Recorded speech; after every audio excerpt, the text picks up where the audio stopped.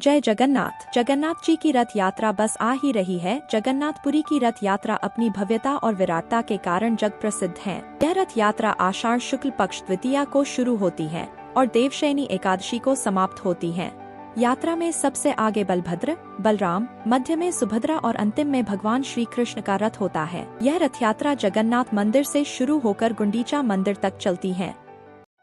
इसकी वापसी यात्रा बहुड़ा कहलाती है। क्या आप जानते हैं कि जगन्नाथपुरी धाम पर हुए आक्रमण से कैसे धाम की रक्षा हुई? आइए आज थोड़ा इसके बारे में जानते हैं। अजमेर के शासक राजा मान सिंह कछवाहा ने जगन्नाथपुरी धाम को अफगानियों की धर्म कट्टरता से बचाया था। राजा मान सिंह बादशाह अकबर के प्रधान सेनापति थे। वे अपने समय के महान विजेता और निर्माता थे। वे राजा भारमल कछवाहा के पौत्र और भगवंत दास के पुत्र थे। काबुल की सूबेदारी के पश्चात राजा मान सिंह अपने पिता की मृत्यु के बाद 1589 ईस्वी में आमेर की राजगद्दी पर बैठे। बाद में उनकी नियुक्ति बिहार और बंगाल में हुई। उड़ीसा के शासक कुतलू खां का दमन करने के लिए मान सिंह ने अपने ज्येष्ठ पुत्र कुंवर जगत सिंह को भेजा। जगत सिंह अफगानियों से लड़कर गंभीर रूप से घायल हो गए। तत्पश्चात राजा मान सिंह ने विशाल शाही सेना के साथ कुतलू खां पर चढ़ाई कर दी। युद्ध से पूर्व ही कुतलू खां की मृत्यु हो गई और उसके पुत्र नासिर खान ने मान सिंह के समक्ष आत्मसमर्पण कर दिया।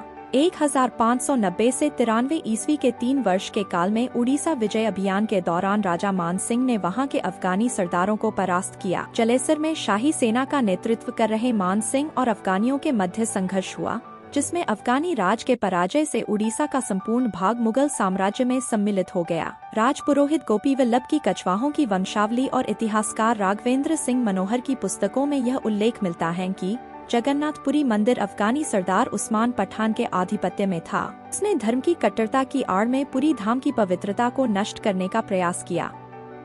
धर्मरक्षक मान सिंह ने अफगानों को हराकर अपनी तलवार वहां के समुद्र में प्रक्षालित की। साथ ही खुर्दा के राजा रामचंद्र देव को जगन्नाथ धाम का अधीक्षक नियुक्त किया। इस प्रकार राजा मान सिंह ने उड़ीसा की हिंदू प्रजा को अफगानी शासन से स्वतंत्र कराया तथा सनातन धर्म की प्राण प्रतिष्ठा की। उड़ीसा अभियान के दौरान मान सिंह ने खुर्दा पर नियंत्रण स्थापित किया। वहां के रामचंद्र देव गजपति यदुवंशी शासक थे। 1568 ईस्वी में उसने चालुक्यों को हराकर खुर्दा पर अधिकार कर लिया। उनका राज्यकाल 1607 ईस्वी तक था। जगन्नाथ मंदिर के पुनर्निर्माण के कारण उन्हें अभिनव इंद्रयुम्ना की उपाधि प्राप्त थी। जगन्नाथ मंदिर में उन्होंने विखंडित त्रिमूर्ति को पुनर्स्थापित करवाई। उन्होंने परास्त हुए अफगानियों को राज्य में शरण दी थी। राजा मान सिंह जब उड़ीसा के विद्रोही अफगानों पर कार्यवाही कर रहे थे, तब राजा रामचंद्र देव ने मान सिंह के समक्ष आत्मसमर्पण किया था और अपनी पुत्री अचुरंग देवी का विवाह मान सिंह जी के साथ कर दिया। मान सिंह जी की किसी रानी ने जगन्नाथ मंदिर में मंडप का निर्माण करवाया था। यह मुक्ति मंडप मुक्ति धार्मिक मामलों के लिए एक न्यायपालिका की तरह कार्य करता है। मुक्ति मंडप काले ग्रेनाइट पत्थर से निर्मित है। इस प्रकार राजा मान सिंह आमेर हिंदू धर्म के रक्षक और धर्मपरायण शासक थे। उन्होंने अपनी वीरता और कूटनीति के बल पर शत्रुओं से अटक से कटक तक कछवाहों का लोहा मनवाया। राजा मान सिंह को उत्कृष्ट शाही सेवा के एवज में मिर्जा राजा, फरजंद, माही मारातिबादी उपाधि प्राप्त थी।